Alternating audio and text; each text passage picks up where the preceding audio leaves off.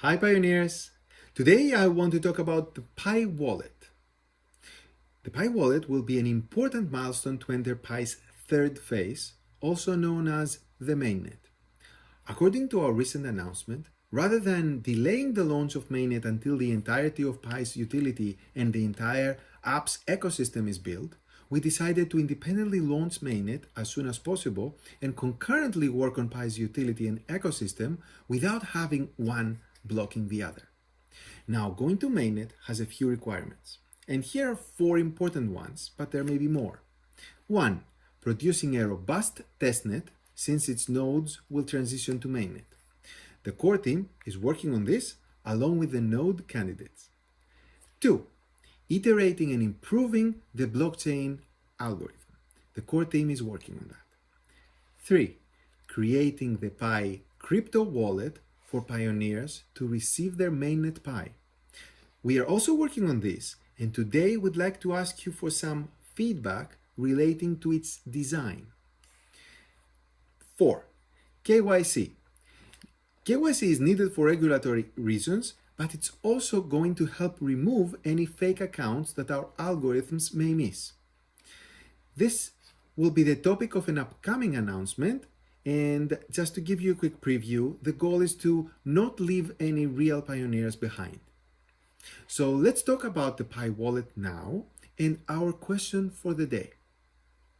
A Pi wallet is a crypto wallet. So let me tell you a little bit more about crypto wallets. A crypto wallet is a piece of software that allows people to access their assets and be able to make transfers to other people. The Pi core team will help pioneers create their Pi blockchain credentials so that you can transfer your Pi into mainnet, meaning set up your Pi wallets. So today we have an important question for you in terms of the type of wallet you'd like to have to receive your mainnet Pi. As Pi is an open blockchain, you don't always have to use our wallet, but we need to create one for you to transfer, at least initially, to that wallet the Pi you have been mining. We plan to launch the Pi wallet early next year so that you can set it up ahead of mainnet and make sure it works and it is as you expect. The nodes, along with many other pioneers, will also be able to test this wallet against the testnet ahead of time. But let me try to explain the question we have for you in simple terms first so that everyone can follow. There are generally, not just crypto wallets, but generally two types of wallets. The ones where you hold your assets yourself, which are called non-custodial, and the ones where you entrust your assets to someone else. They are called custodial. Let's understand these two in an everyday example. The wallet you have in your pocket is a non-custodial wallet because you yourself hold physical monetary bills and you have absolute custody of them.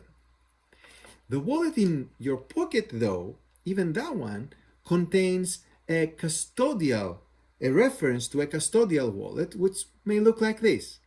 A custodial wallet is a bank account because you've given the bank custody of your funds and you're entrusting them to maintain them for you.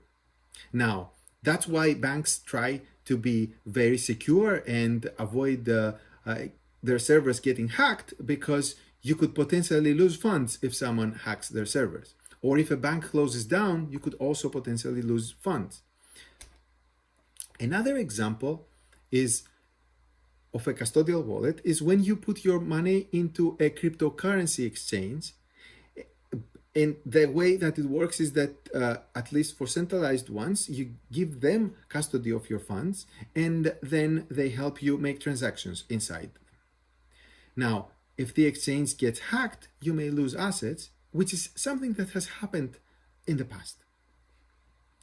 Traditionally, people keep large amounts of money in custodial wallets, for example, bank accounts, and smaller amounts of money in non-custodial wallets, for example, in their pocket or under their mattresses or wherever they like to put them.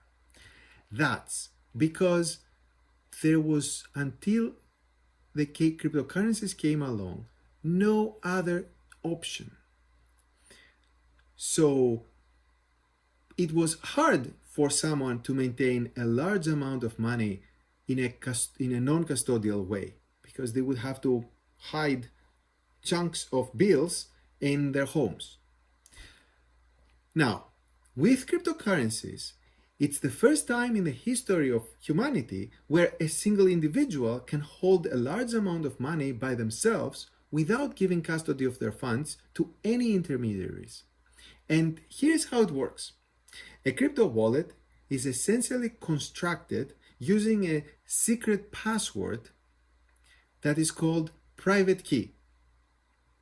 This private key is necessary to make any transfers out of the wallet. Therefore, if a user keeps their private key to themselves, no one else can touch their assets. This has one drawback though.